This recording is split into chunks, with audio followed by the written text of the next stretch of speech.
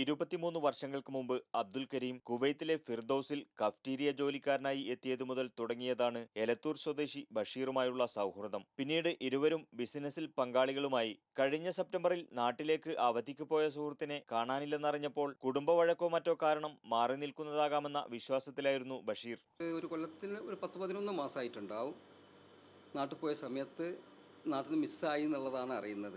ഈ മിസ്സായി എന്നുള്ള അറിഞ്ഞിട്ടും നമ്മൾ തൽക്കാലത്തേക്ക് എന്തോ മാറി നിൽക്കുക, എന്തോ ഫാമിലി പ്രശ്നം ഉണ്ടായിട്ടാണോ അതല്ലെങ്കിൽ വേറെ എന്തോ പ്രശ്നം കൊണ്ട് മാറി നിൽക്കുകയാണെന്നാണ് വിചാരിച്ചത്. പിന്നെ ഇപ്പം തൊട്ടടുത്ത ദിവസമാണ് ഇപ്പോൾ ഈ ന്യൂസിലൂടെയൊക്കെ ഈ വിവരം അറിയുന്നത്. ഇതുകൂടാതെ ഇപ്പോൾ അതിൻ്റെ പിന്നിലൊക്കെ ഉള്ളത് കരീമിൻ്റെ മക്കളൊക്കെ ആണെന്ന് അറിഞ്ഞപ്പോൾ അത് അതിനേക്കാളും കൂടുതൽ ഒരു വിഷമമായി. കരീമിനെ കുവൈത്തിലേക്ക് കൊണ്ടുവന്ന ഭാര്യാ സഹോദരൻ സുലൈമാനും കൊലപാതക വാർത്തയുടെ ഞെട്ടലിൽ നിന്ന് മുക്തനായിട്ടില്ല. പക്ഷെ ഇങ്ങനൊരു വാർത്ത ഒരിക്കലും പ്രതീക്ഷിച്ചതല്ല.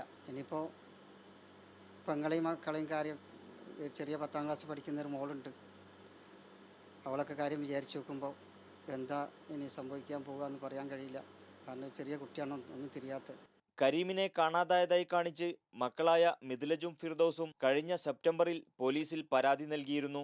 ലോക്കൽ പോലീസിന്റെ അന്വേഷണം തൃപ്തികരമല്ലെന്ന് കാണിച്ച് കരീമിന്റെ സഹോദരങ്ങൾ ഹൈക്കോടതിയെ സമീപിച്ചതിനെ തുടർന്നാണ് ക്രൈംബ്രാഞ്ച് അന്വേഷണം ഏറ്റെടുത്തതും മക്കൾ തന്നെയാണ് ഘാതകരെന്നിപ്പോൾ തെളിഞ്ഞിരിക്കുന്നതും. Muneer Ahmed, media 1 Kuwait city.